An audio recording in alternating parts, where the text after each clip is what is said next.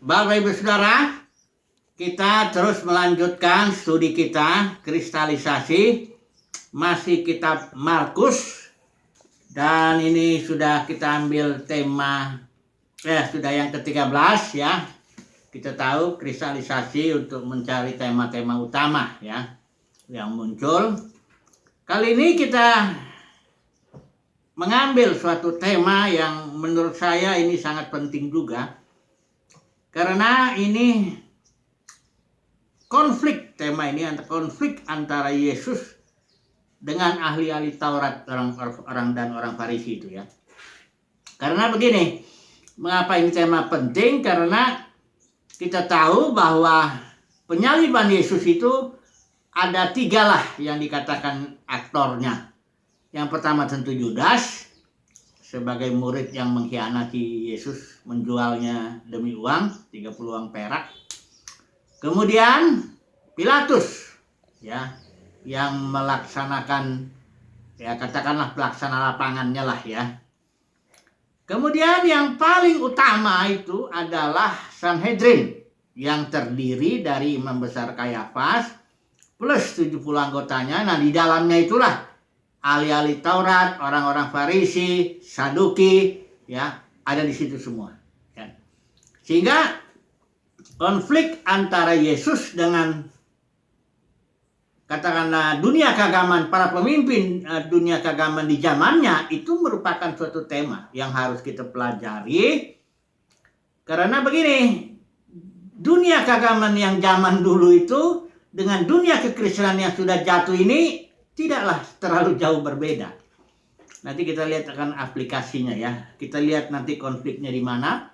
Dan semoga ya dengan tema ini umat pilihan Tuhan bisa berawas-awas lah dengan ajaran orang-orang Farisi, ahli Taurat. Karena dibilang di sini hati-hati dengan ragi orang Farisi dan ragi Herodes juga. Karena di sini politikus ya, nanti kita lihat ya. Nah, jadi kita ambil 3 poin lah ya konfliknya. Yang pertama kita utamakan dulu yang tradisi nih, yang pasal 7. Kemudian ada juga konflik-konflik mengenai ajaran tentang sabat, tentang kebangkitan, perceraian dan sebagainya. Kemudian ada lagi satu yang dimana Yesus di sini mengeluh karena orang Farisi ini meminta tanda dari sorga ya. Satu tanda lah ya bahwa engkau itu memang orang yang diutus Yahweh atau begitu ya. Mari kita melihat dulu pasal 7, kita masuk dulu kepada tradisi. Ini konfliknya yang enggak semua kita bahas ya, karena yang penting ini dulu. Yang satu ini, tradisi nih, yang menurut saya ini penting. Mari kita lihat pasal 7 ayat 1, pada suatu kali serombongan orang Farisi dan beberapa ahli Taurat dari Yerusalem. Nah, ini jelas ini orang-orang Farisi ini besar kemungkinan ahli Taurat ini anggota daripada Sanhedrin itu ya, yang 70 anggota yang dipimpin oleh imam besar Kayafas. Dari Yerusalem mereka datang menemui Yesus ya. Nah, ini dikatakan mereka melihat bahwa beberapa orang murid Yesus itu makan dengan tangan najis, yaitu dengan tangan yang tidak dibasuh. Sebab orang-orang Farisi seperti orang-orang Yahudi lainnya tidak makan kalau tidak melakukan pembasuhan tangannya dari ritual ya. Ritual pembasuhan tangan ini ajaran tentang najis dengan tidak najis, dengan antara najis dengan tahir. Nah, jadi orang Farisi melakukan aturan atau ritual seperti itu ya. Karena mereka itu membuat aturan, jumlahnya ada 613 aturan ya. Yang salah satu aturan itu kategorinya najis dan tahir. Ada lagi kategori yang lain itu persembahan donasi kepada bayi suci. Macam-macam lah. Ada 613. Bayangkanlah itu jumlahnya itu banyak sekali. Di sini nih orang Farisi bilang itu, mereka bilang juga kalau pulang dari pasar katanya di sini, mereka tidak makan kalau tidak lebih dahulu membersihkan dirinya. Ini ritual semuanya ya. Bukan kayak kita cuci tangan begitu. Enggak, ini ada aturan mainnya, ada ritual. Katanya sini banyak warisan lain lagi yang mereka pegang, umpamanya hal mencuci cawan, kendi, perkakas tembaga ini juga ritual juga ya. Jangan kita pikir hanya nyuci piring harian gitu, bukan itu. Ini aturan keagamaan ya, kalau dibilang itu ritual keagamaan ya. Jadi bukan kegiatan rutin rumah tangga sehari-hari nyuci cawan, nyuci piring itu kan itu. Ini ritual keagamaan ya, kalau saya bilang gitulah ya, ritual keagamaan ya, yang terkait dengan ajaran tahir dan najis ya. Ini dia. Kemudian dikatakan dia menegur murid-murid Yesus. Dia bilang, "Mengapa murid-muridmu tidak hidup menurut adat istiadat nenek moyang kita, tetapi makan dengan tangan najis?" Nah, ini dia jawaban Yesus ya, nanti kita lihat ayat 6.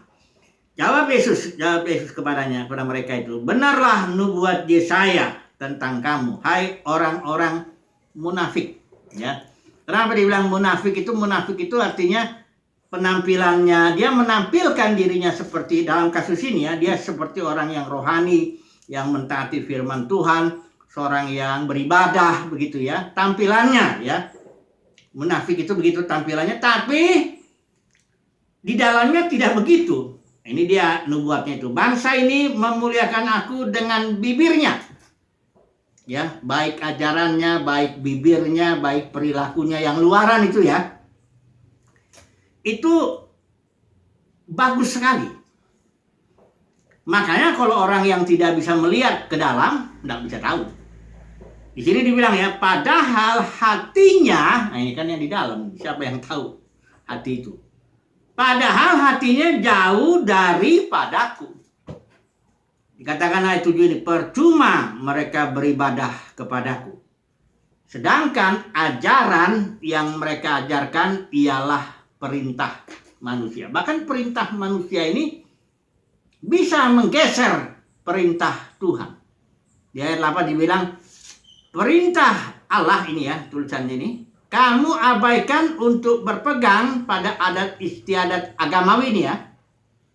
Adat istiadat manusia atau perintah manusia. Terus Yesus memberikan satu contoh.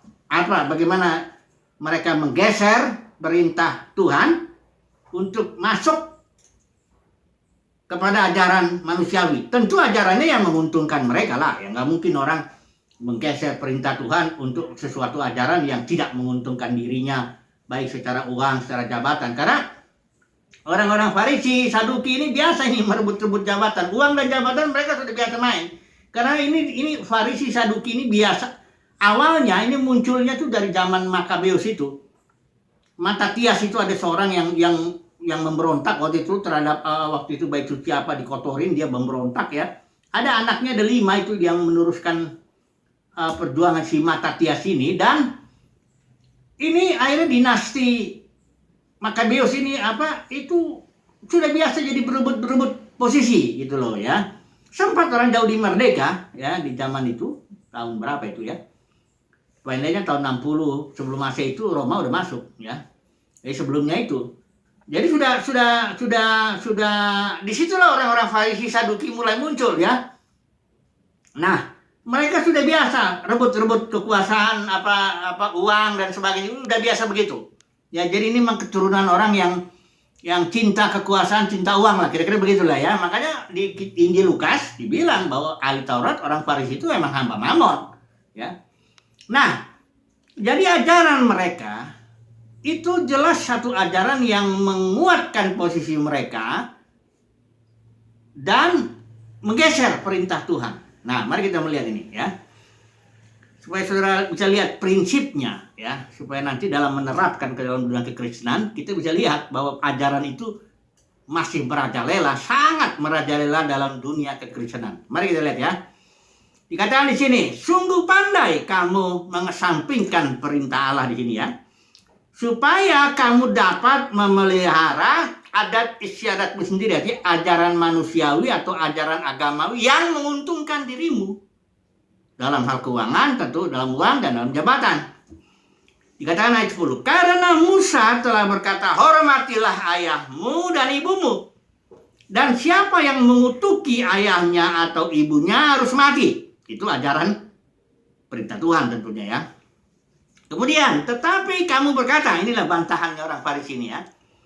Kalau seseorang berkata kepada bapaknya atau ibunya, apa yang ada padaku yang dapat digunakan untuk pemeliharaanmu, karena wajar seorang anak kalau bapak ibunya sudah tua ya dia memelihara lah ya, menopang lah ya, begitu ya. Terus kata orang Farisi begini, kalau uang untuk menopang orang tua itu terus dibilang sudah digunakan untuk korban atau persembahan kepada Tuhan, ya. Terus katanya di sini dikatakan orang itu nggak wajib lagi mendukung orang tuanya karena uangnya sudah dipakai untuk persembahan. Ya misalnya kalau ajaran orang Farisi di zaman ini ya, tentu hukum perpuluhan, ya. Ada lagi hukum buah sulung, korban ini, korban itu, pajaknya bait suci itu gede juga, ya. Jadi kalau uang yang seseorang ini sudah memberikan kepada pajak bait suci, ya tentu yang untungan bait sucinya ya seorang Farisi itu, kan mereka yang mengelola. Ya. Ya terjadi dagang juga di bait suci, yang mereka juga yang mengelola, yang mereka jual-jual korban hewan-hewan korban sebagainya. Jadi kata orang Farisi begini, kalau engkau bilang aja sama bapakmu, sama ibumu, kalau memang kalau uang untuk yang harusnya untuk menopang kehidupan orang tua, ya kan udah tua, terus itu sudah diserahkan untuk di bait suci untuk Tuhan, ngomongnya untuk Tuhan, tapi kenyataannya bukan untuk Tuhan.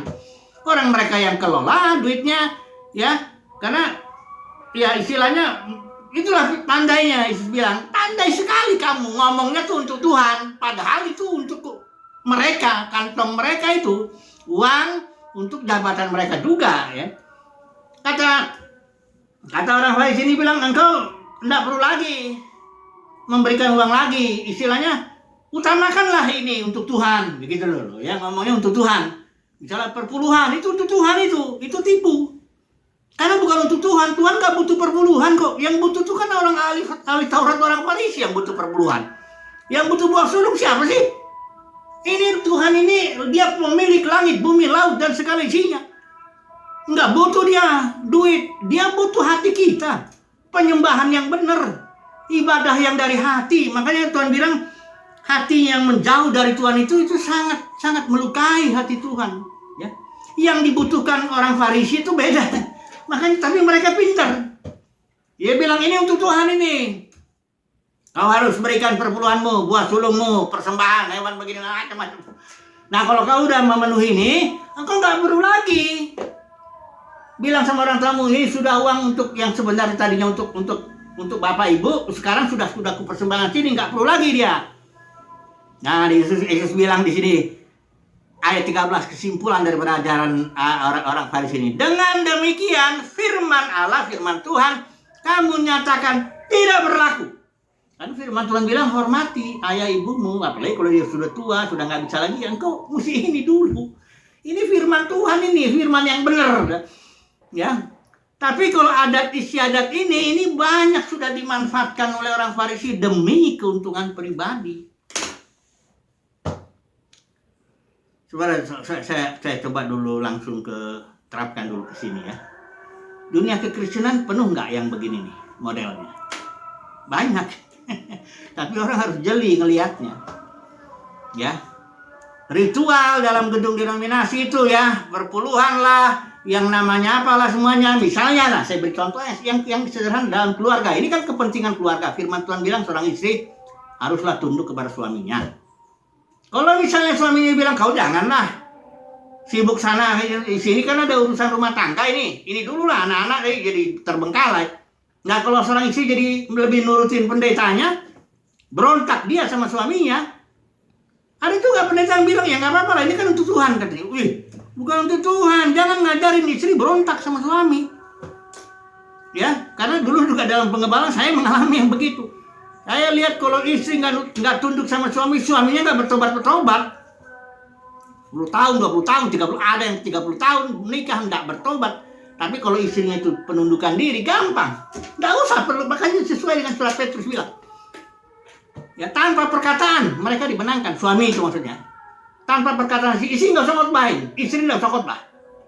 Cukup perilaku penundukan diri, langsung suaminya tobat. Tapi coba kalau istrinya tuh mendengarkan suara pendeta di sini, lebih mementingkan kesibukan di sini, udah. Tapi ada ajaran di sini, oh ini kan untuk Tuhan. Nah ini dia. Ya. Misalnya uang lagi.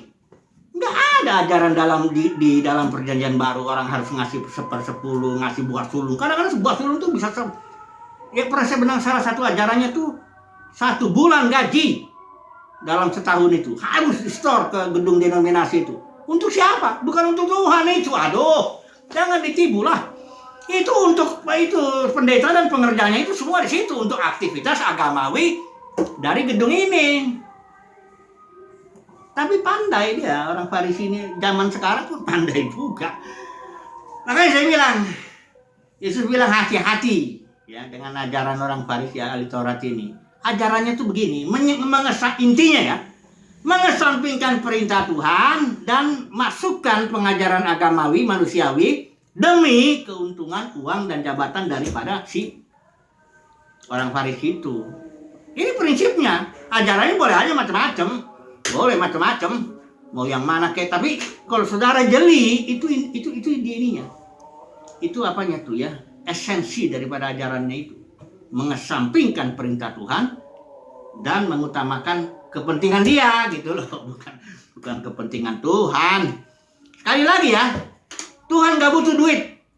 Siapa bilang Tuhan butuh? Kalau dia pernah orang Israel marah sama orang Israel, kau pikir aku ini makan lembu itu apa domba atau apa korban-korbanmu? Kalau aku lapar bisa kata Tuhan ya. Aku bisa makan kalau memang itu kalimat kan ini ya, hanya teguran aja. Aku bisa makan karena semua lembu hewan itu semua milikku kok. Yang aku butuh tuh hatimu itu, penyembahan dari apa batiniahmu itu. Jangan yang luaran itu kan cuma simbol aja. Nah ini ajaran orang Farisi zaman ini kan luaran. Ya suksesnya juga luaran. Tandanya ini satu lagi saya masuk lagi minta tanda ini ya. Kita masuk dulu pasal 8 ya. Saudara udah lihat ya inti daripada ajaran Farisi dan ahli Taurat itu. Dia mengesampingkan perintah Tuhan dan mengutamakan uang dan jabatannya itu. Supaya menjadi kuat dengan ajaran yang seolah-olah untuk Tuhan gitu loh. Ya dia nggak ngomong gini, ini demi aku, nggak gitu. Ya dia bilang ini kan perintah Tuhan, perpuluhan kan perintah Tuhan, padahal dia tipu itu. Ini kan perintah buah sulung perintah Tuhan, padahal itu untuk orang Israel bukan untuk gereja saat ini. Ayo, makanya saya bilang inilah dia ya. Semoga umat pilihan Tuhan nggak ketipu ya. Tapi saya bilang gini ya, untuk memahami ini kadang-kadang kan umat Tuhan nggak mampu secara teologis gitu ya untuk melihat ini. Tapi Tuhan menaruh urapan dalam diri umat pilihan Tuhan sehingga urapan ini akan mengajarnya. Walaupun dia secara teologis nggak bisa ngejelasin, tapi umat pilihan Tuhan ada urapan di dalam yang akan mengajarinya, memberitahu dia sehingga dia nggak ketipu begitu ya. Kayak saya dulu. Pertama kali saya jadi orang Kristen, ada seorang, saya waktu itu saya ingat di Blok M saya sedang kegiatan begitu, ada anak-anak orang bule, kecil-kecil anaknya itu ngasih traktat gitu. Saya nggak tahu itu ya setelah saya udah mengerti, baru saya kayaknya itu kalau nggak Mormon, apalah ya, atau Sakti Jehovah atau apa ya, saya nggak tahu lah itu ya. Tapi di dalam suaranya itu ada suara dari dalam diri saya ini bilang jangan itu terima. Jangan itu dibaca, karena waktu itu kan saya belum ngerti, baru 1-2 tahun, baru berapa lama lah, ya. Tapi di dalam ada suara, jangan, karena engkau nggak akan mampu melihat, karena itu kan mirip, ya. Yang palsu itu selalu mirip dengan yang asli, nggak pernah. Kalau lihat uang palsu, mana pernah beda sekali dengan uang asli, enggak. Nah jadi itulah yang apanya, yang pertama tradisi ya, yang kedua tanda, yang ini dia. Pasal 8 ayat 11 sampai 13 ya. Kita baca dulu, ini kayaknya nggak bisa semua ya udah. Pasal 8 ayat 11 sampai 13 ini aja dulu terakhir ya sebelum kita ambil kesimpulan ya. Pasal 8 ayat 11 dan 13. Ini saya baca. Lalu muncullah orang Farisi dan bersoal jawab dengan Yesus. Untuk mencobai dia, mereka meminta daripadanya suatu tanda dari sorga. Ya, maka Yesus mengeluhlah Yesus di dalam hatinya dan berkata, mengapa angkatan ini meminta tanda? Aku berkata kepadamu, sesungguhnya keberangkatan ini sekali tidak akan diberi tanda. Jadi orang Farisi ini sebenarnya ya, karena memang dia mau menentang aja, dia minta tanda mana? Buktinya bahwa engkau diutus oleh Yahweh. Tentu tandanya ini yang bisa dilihat dengan mata jasmani lah, ya. Karena ada seorang rabi ngomong begini di YouTube, rabi yang zaman ini ya, yang saya anggap itu wakil daripada ahli-ahli Taurat, orang-orang Farisi zaman Yesus. Karena mereka sangat-sangat menentang. Artinya begini, kami nggak butuh misionaris Kristen, kami sudah tahu bahwa Yesus bukan Mesias. Mereka bikin alasan, kan dia nggak bangun bait sujud. Yang paling utama dia sudah disalib, udah titik, itu dibilang. Dan mereka bilang gini, kami tidak diperintahkan untuk percaya kepada Mesias. Kenapa? Karena kami akan bisa melihat Mesias itu. Mereka melihat harus 3. Bangun bait suci, melepaskan Israel dari musuh-musuh jasmani. Setelah itu memerintah dunia ini, memberikan damai kepada dunia, di mana Israel menjadi kepala bangsa-bangsa. Bangsa-bangsa lain jadi ekor gitu loh. Ini minimal. Jadi kami tidak harus percaya kepada Mesias, itu nggak ada. Karena dengan mata kami udah ada tandanya. Kami sudah bisa lihat. Oh ini Mesias. Kenapa? Iya udah ada tandanya. 3 itu minimal. Ada juga yang ngasih beberapa tanda lain-lain.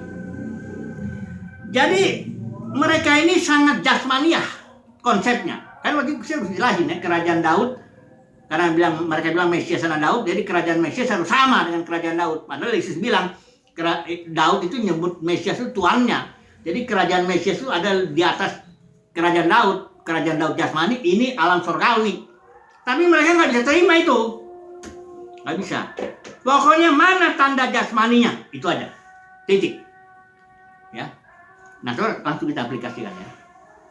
Kalau saudara di sini dalam dunia kekristenan di zaman ini, di mana sangat-sangat lahiriah. Kalau engkau bicara, orang akan lihat. Ya nggak pemimpinnya, ya nggak pemimpin denominasi, nggak jual jemaatnya, semua sih akan lihat dulu, umumnya ya. Kecuali umat pilihan Tuhan kali. Dia akan lihat dulu, siapa kamu? Berapa jemaatmu? Ada nggak gedungnya? Kaya atau tidak kau? Berpendidikan sekolah teologi dari mana? Itu suatu tanda. Ya. Jadi enggak diuji secara spirit ajarannya, enggak itu. Pokoknya tanda jasmaniahnya dulu. Itu dulu. Ini mirip orang Farisi zaman itu, enggak ada bedanya lah dengan para pemimpin denominasi umumnya di zaman ini. Minta tanda kok. Termasuk jemaatnya juga. Kalau nggak ada dia lihat begini yang nggak terkenal ya, ini hanya orang-orang yang sakit hati aja nih. Kira-kira begitulah. Ini masih ada lagi konflik di hari Sabat ya, kebangkitan orang Farisi. Yesus bilang ya, orang Farisi, kalau dalam kebangkitan ini Saduki ini bilang gini, dia nggak percaya kebangkitan kalau Saduki itu.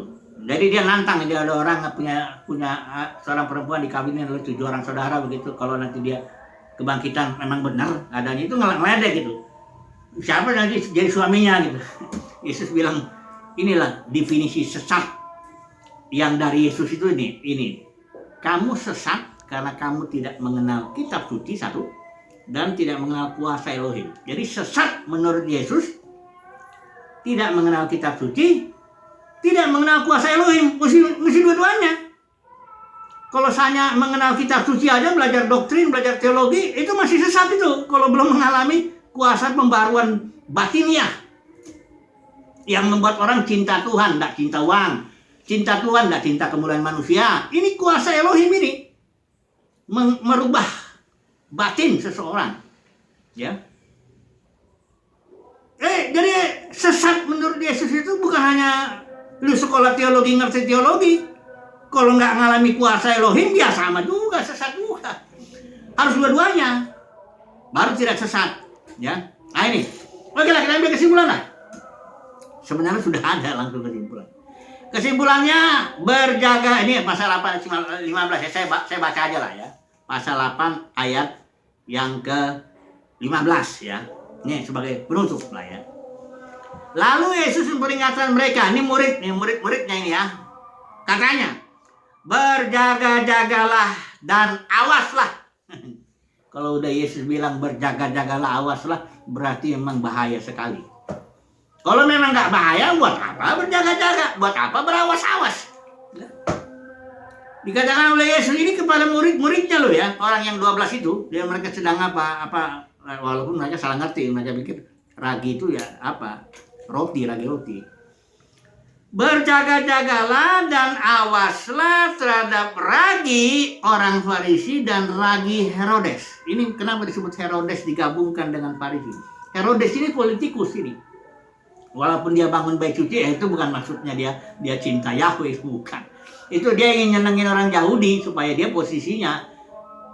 Ini politikus. Jadi hati-hati dengan orang-orang yang ya uang dan jabatan. Kira-kira begitulah ya. Hati-hati dengan ajaran orang yang cinta uang dan cinta jabatan. Dalam dunia kekristenan, uang dan jabatan sudah merupakan apa? Nggak usah tipu-tipu lah. Ya. Udah biasalah dalam lembaga-lembaga itu saling sikut-sikut menyikut ya. Jadi kata Yesus, berjaga-jagalah dan awaslah. Ini diomongin untuk murid-muridnya ya, bukan untuk orang Farisi, bukan untuk jemaat yang emang udah cinta uang jabatan juga. Enggak, ini untuk murid-muridnya, untuk orang umat pilihan Tuhan lah. Ini kesimpulannya ya, berjaga-jagalah dan awaslah. Itu aja lah. Puji Tuhan, haleluya, amin.